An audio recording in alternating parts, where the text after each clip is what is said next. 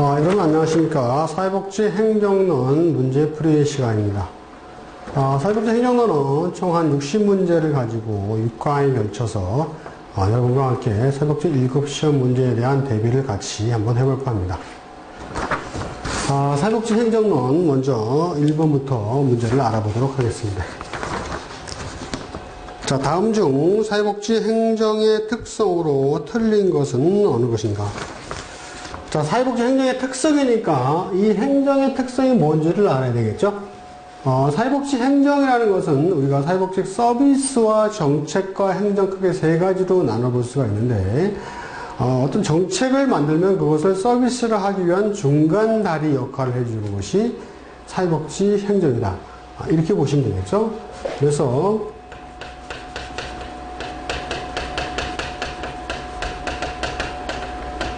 자, 사회복지 정책을 만들면, 자, 이것을 실행하는 것이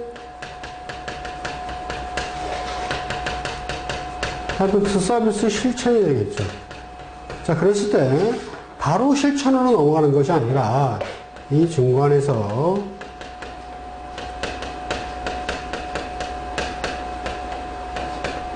자, 사회복지 행정을 가지고 시행을 하게 되는 거죠. 자, 그랬을 때 이 특성이 뭐냐면, 자, 1번, 사회복지 조직에서 행정은 지역사회 내에 인지된 욕구를 충족시킬 수 있도록 한다. 맞죠? 자, 지역사회 내에 인지된 욕구를 충족한다. 맞는 얘기고. 2번, 사회복지 행정은 일반 행정과 관리에 관한 지식을 초월하는 범위에 있다. 자, 여기서 그 초월이라는 것은요, 일반 행정이라는 것은 사회복지 행정과 틀리게, 그렇죠. 그러니까 사회복지 행정은 일반 행정과 틀리게 가장 대상으로 하는 것이 뭐예요? 사람을 대상으로 하는 거죠. 사회복지 실전 서비스는 사람을 대상으로 하다 보니까 어떤 일반 행정과 관리에 관한 지식을 초월할 수밖에 없죠. 다음에 3번, 사회복지 행정이 이루어지는 장인 전형적인 사회복지 조직은 일반적으로 지역사회를 대표하는 이사회를 갖고 있다. 그래서 사회복지 행정이 이루어지는 그 사회복지 이 조직은 다 이사회가 구성되어 있습니다. 자, 4번. 모든 직원들이 행정과정에서 참여하는 것보다 기획가에 의한 기획이 전체 조직사회에 영향을 미친다. 자, 사회복지 행정의 그 특징이 이 모든 직원들이 조직에 참여하는 거죠. 그래서 그 조직에 참여하는 직원들의 동기부여도 일으키고 소속감도 일으키고, 그래서 관리와 지식을 초월하는 사람을 대상으로 하는 사회복지 행정에 있어서는 모든 직원이 참여하는 것이 좋습니다. 자, 그러면 4번이 잘못된 얘기네요. 5번, 사회복지 행정은 조직의 생존을 위해 자원의 적자 운영을 피해야 된다. 이거 맞습니다. 자, 이것은 무슨 얘기냐면, 일반 행정 같은 경우는 회계복지나 예산에서 적자 운영이 날 수도 있습니다. 하지만 사회복지 조직은 제한된 예산에 그 예산에 맞는 틀에 맞는 하나의 패러다임이 있죠. 이 틀이 있기 때문에 이 틀에 딱 맞춰서 진행을 해야 되게끔 되어 있습니다. 반면에 일반 행정은 어떤 법령에 따라서 적자가 날 수도 있죠. 자, 1번은 4번이 잘못된 내용이 되겠고요.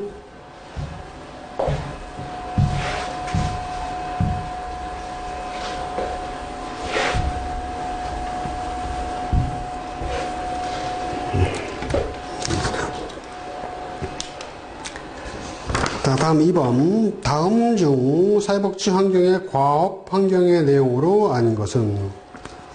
자, 여기 이 과업 환경에 대한 문제가 나오면요, 항상 비교하셔야 될 게,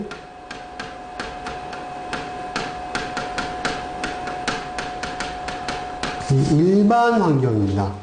즉, 일반 환경과 과업 환경의 그 차이점을 구분해 놓고 계셔야지만 이 문제를 풀 수 있는 상황이 되겠죠. 자, 그럼 과업 환경이라는 것은 뭐냐면 사회복지 조직이 있죠.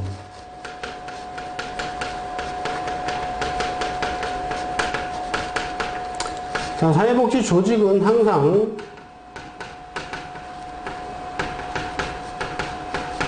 외부 환경과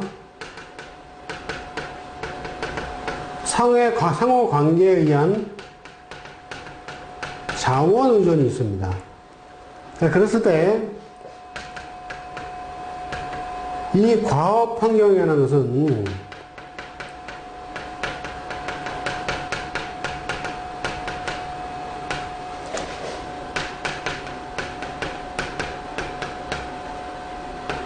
사회복지 조직이 직접 관련된 부분을 과업 환경이라고 할 수 있습니다. 반면에 이 일반 환경은 그 외적 요소들을 일반 환경으로 분류를 하고 있습니다. 자, 문제를 보면서 좀 더 알아보죠. 자, 재정 자원의 제공자 2번 클라이언트 및 클라이언트의 제공자, 그 다음에 3번 보충적 서비스 제공자, 4번 정당성과 권위의 제공자, 자, 5번 인구학적 요건, 사회 인구학적 요건. 자, 과업 환경의 내용으로 아는 것은, 자, 조직의 목적 달성에 직접적으로 영향을 미친 조직 경계 밖의 요인들, 지역사회 내외 다른 조직과 클라이언트 집단을 포함하는 이런 부분들. 그래서 여기서 이 부분은 조직에 직접적으로 영향을 미치죠.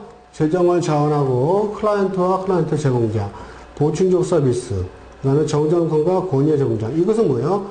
외부 환경 자원 의존에 있어서 사회복지 조직이 직접적으로 관련돼서 나가는 부분입니다. 반면에 사회 인구학적인이라는 조건은 어떤 그 인구 구성적인 측면을 얘기하는 거니까 이것은 뭐예요? 일반 환경이 되겠죠. 그래서 이것은 이 부분이 틀린다. 그래서 과업 환경과 일반 환경의 구분을 뚜렷이 잘했을 때 가장 중요한 팁은 우리가 기관에 속해 있는 이 기관 자체에 직접적인 영향이 있느냐.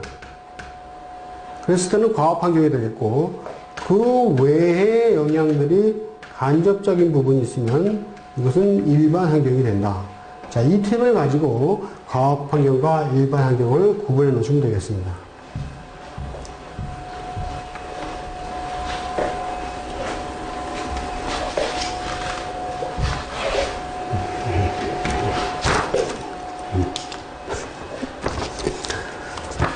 자, 다음 3번이요. 다음 중 사회복지 서비스 전달 체계 구축의 원칙을 설명한 것을 옳은 것은, 자, 서비스 전달을 구축하는데 어떠한 원칙을 가지고 해야 되는지 그것을 설명한 거죠. 자, 용어에 대한 정의를 묻는 설명인데요. 1번 접근성. 다양하고 복잡한 문제들을 동시에 또는 순차적으로 해결하기 위해서 다각적인 서비스를 필요로 한다. 자, 이 다각적인 서비스를 필요로 한다는 것은 여러 가지 다양한 방면의 서비스죠. 그러니까 이것은 접근성보다는 뭐에 가깝다? 포괄성적인 측면에 가깝게 봐야 되겠죠. 자, 2번 통합성. 문제를 해결하기 위해서 기관 간의 서비스가 유기적으로 연계하여 제공되어야 한다. 자, 유기적으로 연계해서 제공되어야 된다는 것은 하나의 어떤 톱니바퀴적인 역할을 생각하시면 돼요. 자, 기아가 작은 기아가 있고 큰 기아가 있어서 서로 상호 간에 이 기아 부분이 잘 연결이 돼야 바퀴가 잘 굴러가겠죠. 자, 이런 식으로 유기적인 연계가 되도록 제공한다. 이것이 뭐예요?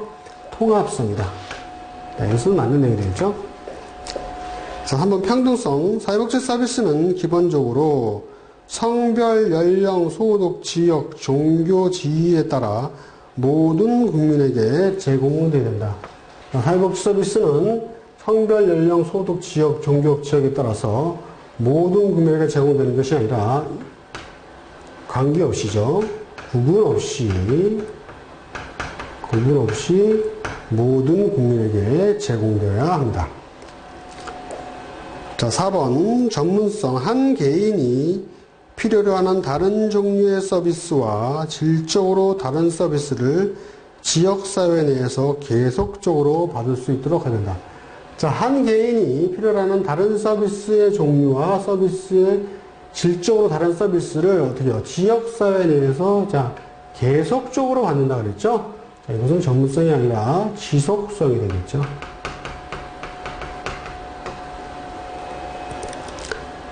자, 5번. 자, 책임성, 사회복지 서비스는 그 양과 질, 제공하는 기간이 클라이언트나 소비자의 욕구 충족과 서비스의 목표 달성에 충분해야 된다. 자, 소비자 욕구 충족이 나왔고, 자, 목표 달성에 충분해야 된다 그랬었죠. 자, 목표 달성의 충분성, 이것은 책임성이 아니라 뭘로 본다? 적절성적인 측면으로 봐야 되겠죠. 자, 그럼 일단 2번이 맞고, 나머지는 틀린 내용인데, 자, 접근성이나 뭐 평등성, 전문성, 책임성에 대한 부분도 알아두셔야 되겠고, 포괄성, 지속성, 적절성, 이 부분까지 전체적으로 해가지고, 전달체계 구축 원칙이 무엇인가에 대해서 필히 알고 계셔야 될 내용입니다.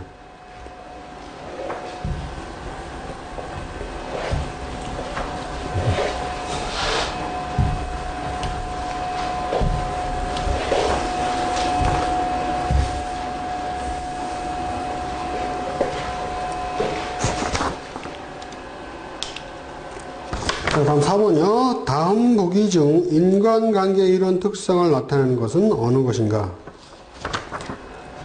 자, 인간관계라는 것은 인간과 인간 대한 역할로 해서 인간의 심리 정서적인 측면을 강조한 거죠. 그래서 이것은 인간 심리나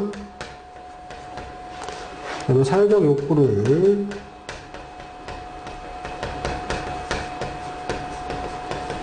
중시했죠. 그래서 호손 실험에서 나타난 건데, 자, 명확하고 고도로 전문화된 업무를 분업한다. 자, 이것은 인간관계가 아니라 뭐였었죠? 네, 관료제죠. 외부의 관료제 이론에서는 명확하게 전문화 구분화돼가지고 수직적인 관계로 업무 처리에 대해서 생산성을 강조하는 거였었죠. 자, 니은 과업을 수행하는 데 필요한 시간 및 동작의 연구 표준화 말이야. 시간 및 동작의 연구, 여기서는 고도로 전문화된 업무라는데, 시간 및 동작의 연구를 중요하게 여긴 게는 테일러의 뭐였었죠? 과학적 관리라고 했었죠.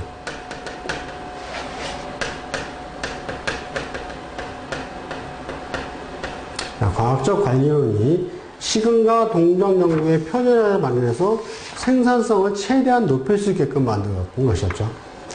자, 티귿. 과학적 관리를 인간에 접목시켰다. 자, 이것도 혼동하실 수가 있는데, 이 과학적 관리를 인간에 접목시켰다는 것은 그 상황에 따라서 인간과 접목시킨 내용을 얘기하는 겁니다. 그래서 이것은 상황이론이 되겠죠.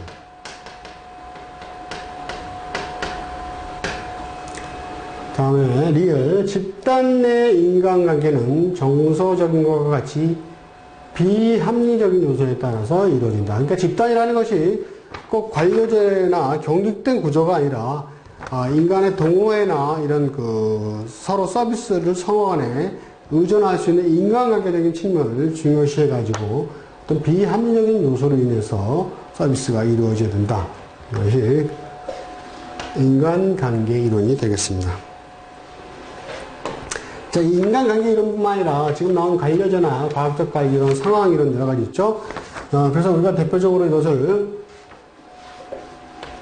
크게 나누면 폐쇄 이론과 개방 이론을 이렇게 나눴죠. 그래서 이 폐쇄 이론에 속하는 부분들, 개방 이론에 속하는 부분들, 그 다음에 각각 속하는 부분들의 내용이 뭔지, 학자가 누군지, 거기에 대한 장단점, 이런 부분까지 해가지고 정리를 해 두실 필요가 있는 부분들이 되겠습니다.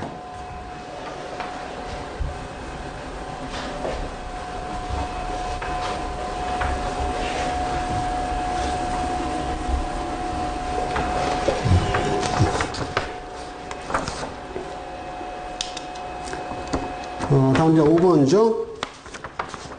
자, 다음 보기 중 사회복지 행정 이념에 대한 설명으로 맞는 것은 행정 이념이요. 자, 사회복지 행정 이념으로서는 공평성, 접근성, 효과성, 효율성, 권리성이 있다. 자, 행정의 이념에는 우리가 크게 네 가지로 구분을 해볼 수가 있는데요. 자, 공평성 맞고요. 효과, 효율성 맞습니다. 그런데 이 접근성과 권리성은 해당이 되지 않고요. 편의성이 들어갈 수 있어요. 자, 니은 형평성과 편익성은 보편주의와 조화를 이룬다. 자, 형평성, 편익성은 보편주의와 조화를 이룬다. 자, 이거 일단 맞는 내용이고요. 효과, 효율, 권리성은 선별주의와 조화를 이룬다. 자, 효과와 효율성은 선별주의와 맞습니다. 그런데 이 권리성은 아니죠. 개인이 갖고 있는 권리, 그러니까 사회에서 시민권적인 측면이니까. 자, 리을 사회복지 행정이 지향하고자 하는 최고의 가치와 정신을 만든다. 자, 이것은 맞는 내용이죠. 자, 그러면 이 부분을 다시 좀 설명하면요.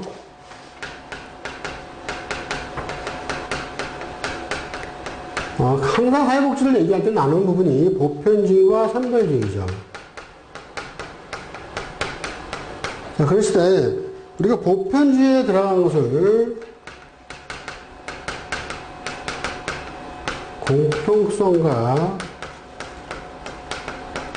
편익성으로 보고 있고요.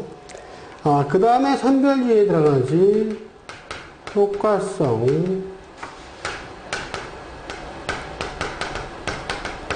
효율성 이렇게 나눠서 보고 있습니다. 자, 그러면 공평주의에서 보편주의에서 공평성이라는 것은 예를 들면 국민연금 같은 것도 되겠죠. 똑같이 낸 만큼 내가 기여를 받으면 그것은 공평하죠? 자, 이런 것이 되겠고. 자, 편익성은 얼마만큼 서비스에 대한 편익을 받는지, 뭐 건강보험을 줄 수가 있고.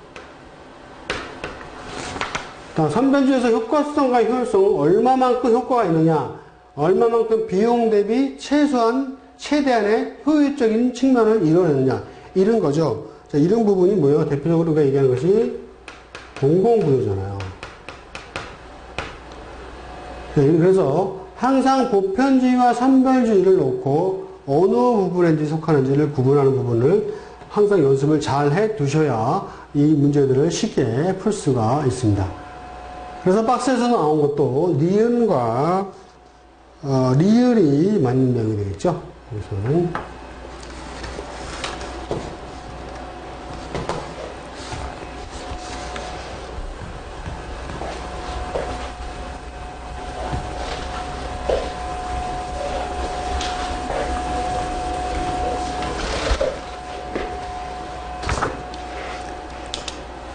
자, 다음 6번. 다음 중 공공부문 중 중앙정부의 단점으로 틀린 것은 어느 것인가?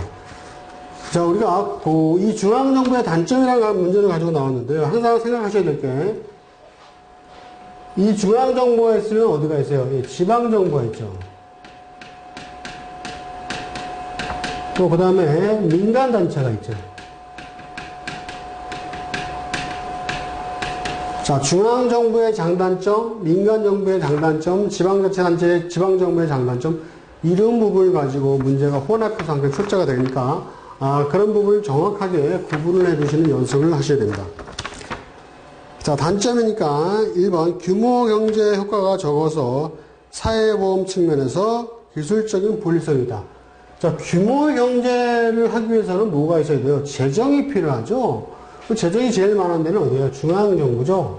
그런데 효과가 적어서 기술적 측면에서 불리성이 있다 보니까, 자, 이 부분은 잘못된 부분이죠. 일단은 이게 틀렸고, 자, 규모의 경제 효과가 적어서 사회보험 측면에서 기술적으로 불리성을 가지고 있는 것은 지방정부의 단점이 되겠죠.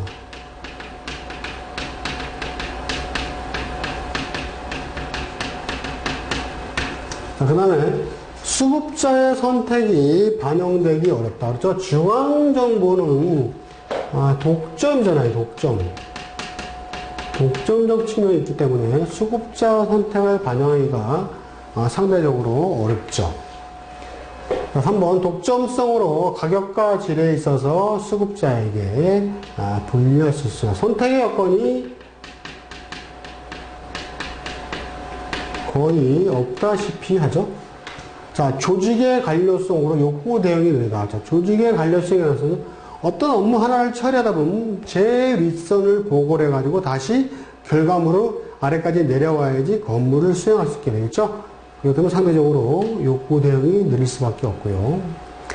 자, 상위 하단식 수직적 전달 체계로 업무의 자율성이 부족하다. 이 관료제죠. 중앙정부의 병폐적인 측면 하나가 이 관료제잖아요. 그래서 나머지는 다 맞는 내용이 되겠습니다. 자, 7번. 다음 중 사회복지 조직 변화의 방향에 해당하지 않는 것은 어느 것인가? 사회복지 조직이 어떤 식으로 변화를 해야 되느냐? 자, 소비자 주권 인식 당연하죠. 이것은 권리성이죠. 소비자의 권리성을 항상 강조를 하고 있습니다. 자, 사회복지 조직도 폐쇄가 아니라 개방에 대해서 함께 노력하는 사회 통합적인 측면을 중요시해야 되겠고, 자, 창의적인 프로그램을 개발해서 프로그램의 다양화가 요건되어야 되겠고, 자, 정형화된 사회복지 조직 모델을 개발한다. 정형화가 아니죠. 이 정형화라는 것은 이렇게 하나의 틀을 만드는 거죠. 가면을 만들려면 가면을 만들 수 있는 어떤 틀이 있어야 되잖아요. 자, 그런 식이 아니라 사회복지도 각 관련 기관과 항상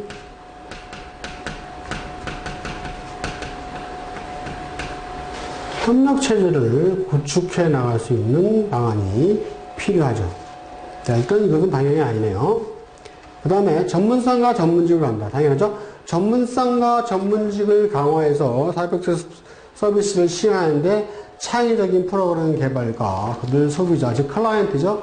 클라이언트의 어떤 주권, 시민권적 권리를 외부로 대변할 수 있는 그런 역할이 필요하겠죠.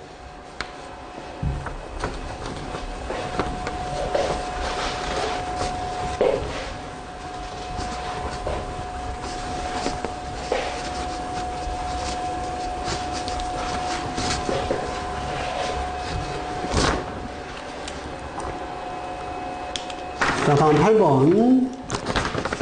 자, 다음 중 사회복지 서비스 전달 체계의 원칙에서 서비스 제공의 원칙에 해당하지 않는 것은 어느 것인가?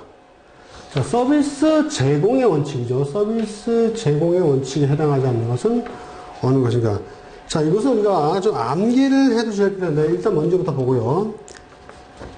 자, 전문성의 원칙, 평등성의 원칙, 자활과 재활 목표, 가족 중심, 계속성의 원칙이 있는데요. 자, 첫 번째, 사회복지 서비스 제공에서는 적절성이 먼저 필요하고요. 자, 평등성,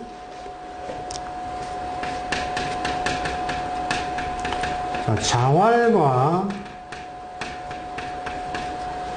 재활의 원칙이 필요하겠고,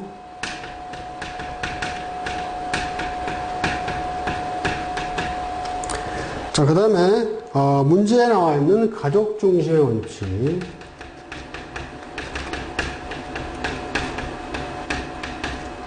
그 다음에 지속성, 계속성이죠. 지속성,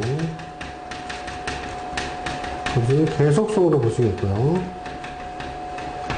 그 다음 포괄성. 자, 이러한 부분이 사회복지에서 사회복지 서비스 전달 체계에서 서비스 제공의 원칙에 해당되는 겁니다. 그래서 이 부분은 암기를 해 두시면 좋겠습니다. 물론 각 부분에 대한 용어적인 내용도 당연히 잘 알아두셔야 되겠고요.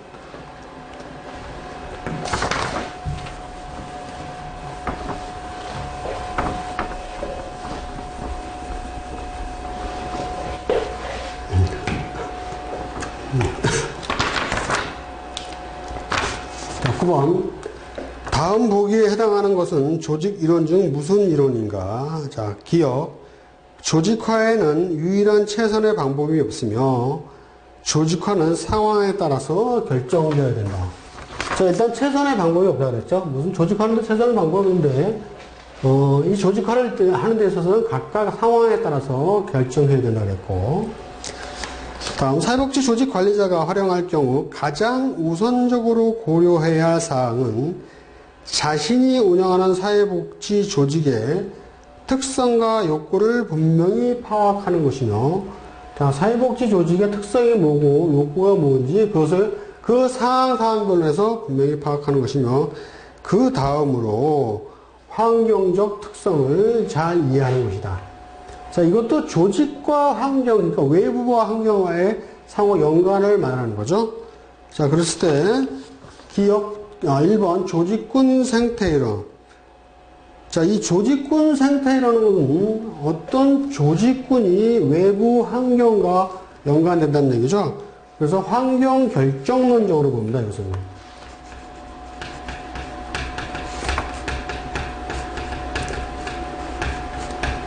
각각 그 환경에 의해서 이 조직이 생존하느냐 아니면 사멸하느냐, 이것이 환경에 달렸다는 얘기고, 자, 2번 상황적합이론. 이것은 이제 구조 상황이라는데 조직이 환경에 적합해야 효과적이다. 자, 환경적 특성을 이해하고 상황에 따라서 결정돼야 되는 거니까 조직이 환경에 적합해야지 적합이로다. 자, 일단 2번이 여기서 맞는 내용이 되겠죠? 자, 3번 인간관계 이론은 인간과 인간에 대해서 정서적인 측면을 강조하는 거였고, 자, 테일러의 과학적 관리 이론도 폐쇄적인 측면으로서 업무의 관료적인 측면과 어떤 생산적인 측면만 강조했고, 자, 균릭의 공공행정론도 마찬가지로 행정적인 측면에서 생산을 강조했다. 그래서 이 문제를 푸실 때는 첫 번째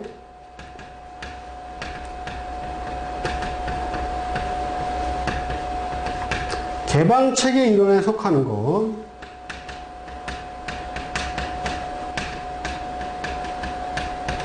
폐쇄체계 이론에 속하는 것을 먼저 구분하셔야 되겠고요. 자, 그 구분해서 내용들에 대한 용어 정의가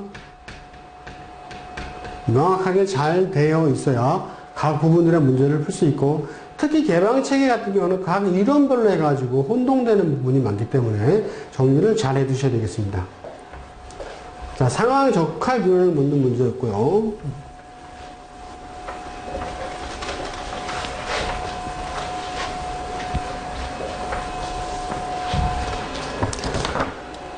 자, 다음 10번. 다음 중 조직이론에서 사회복지 조직과 연관성이 많은 조직이론의 특징은 어느 것인가? 자, 사회복지 조직과 연관성이 많은 것을 물어보는 건데요. 자, 1번. 조직 구성원들의 경제적인 동기를 부여한다. 자, 이 경제적인 동기를 부여한다는 것은 뭘 강조해요? 생산성을 강조한다는 거죠. 자, 생산성을 강조하는 가장 대표적인 것은, 자, 관례조가 있겠고, 자, 표준화 및 성과 제도를 강조한다. 이것은 뭐야? 표준화와 성과니까 이것도 생산성 관련은 과학적 관리론 되겠죠?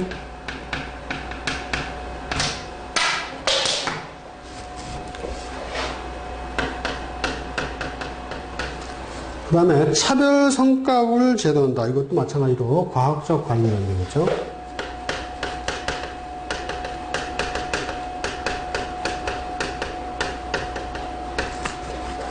자, 4번으로 가서 정의적 관계 및 능력과 경험에 따른 승리다. 자, 정의적 관계, 능력, 경험에 따른 능력. 자, 이것은 정서를 강조하는 뭐다? 인간관계론이죠.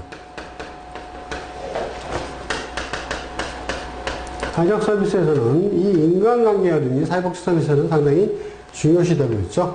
자, 일단 4번이 맞는 내용이네요. 자, 실적에 따른 승진을 강조한다. 이것도 마찬가지로 관련되어야 되겠죠. 자, 그래서 이것도 개방체계와 폐쇄체계에 있어서 폐쇄체계에 해당하는 부분이 어떤 의미를 가지고, 이 문제는 약간 그 융통성을 발휘해가지고 좀, 문제를 조금 그 확대를 범위한 문제인데, 사회복지 조직의 특성이 어느 부분에 속하는지, 그 다음에 개방체계와 폐쇄체계를 알고 있는지, 거기에 대한 용어를 알고 있는지, 이렇게 한마디 복합적으로 물어보는 문제였다고 볼 수가 있겠습니다. 자, 이번 시간은 여기까지 문제를 풀어봤고요. 문제 하나하나 체킹하시면서 지문에 나와 있는 부분에 대해서 별도 부분까지 잘 정리를 하셔서 좋은 성과가 있도록 열심히 공부하시길 바라겠습니다. 자, 이번 시간 강의는 여기서 마치겠습니다. 수고하셨습니다.